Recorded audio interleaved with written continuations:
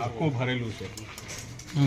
દાહોદ જિલ્લાના રાછરડા ગામમાં એક ગોડાઉનમાં ગેરકાયદેસર રીતે યુરિયા ખાતરનો જથ્થો સંગ્રહ કરવામાં આવ્યો હોવાની ગ્રામજનો તેમજ ખેડૂતો દ્વારા કૃષિ વિભાગમાં ફરિયાદ કરવામાં આવી હતી, જે ફરિયાદના આધારે કૃષિ વિભાગના અધિકારીઓએ પોલીસને સાથે રાખીને બંધ ગોડાઉન પર રેડ કરી હતી। આ રેડમાં ગોડાઉનમાંથી મોટા પ્રમાણમાં યુરિયા ખાતરનો જથ્થો મળી આવ્યો હતો।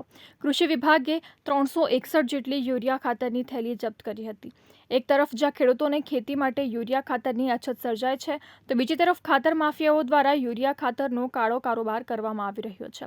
કૃષિ અધિકારીના જણાવ્યા મુજબ ગોડાઉનમાં જરૂરી લાયસન્સ અને પરવાનગી વગર યુરિયા ખાતરનો જથ્થો સંગ્રહ કરવામાં આવ્યો છે અને ગોડાઉન સંચાલકની તપાસ કરીને યોગ્ય કાર્યવાહી કરવાની તજવીજ હાથ ધરવામાં આવી હોવાની તેઓ જણાવી રહ્યા છે અને આ ખાતરનો જથ્થો રાજસ્થાનનો હોવાનું પણ તપાસમાં બહાર આવ્યું હતું।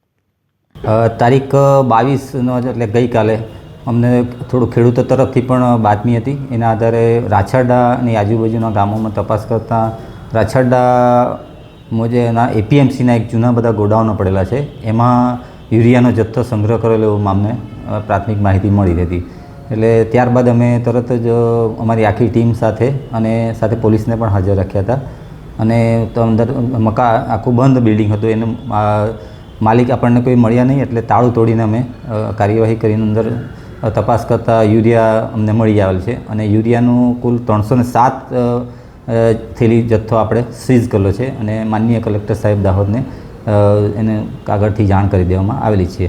તથા આ જે ખાતર છે એમાં લગભગ 232 એટલે મોટાભાગનો જથ્થો ચંબલ ફર્ટિલાઇઝરનો છે અને એ ચંબલ ફર્ટિલાઇઝર આપણે દાહોદ જિલ્લામાં એલોટ થતું નથી, એટલે લગભગ એ રાજસ્થાન અથવા એમપીથી આવેલું હોઈ શકે એવું અમારું માન્યતા છે અને એની કાર્યવાહી બધી ચાલુ છે।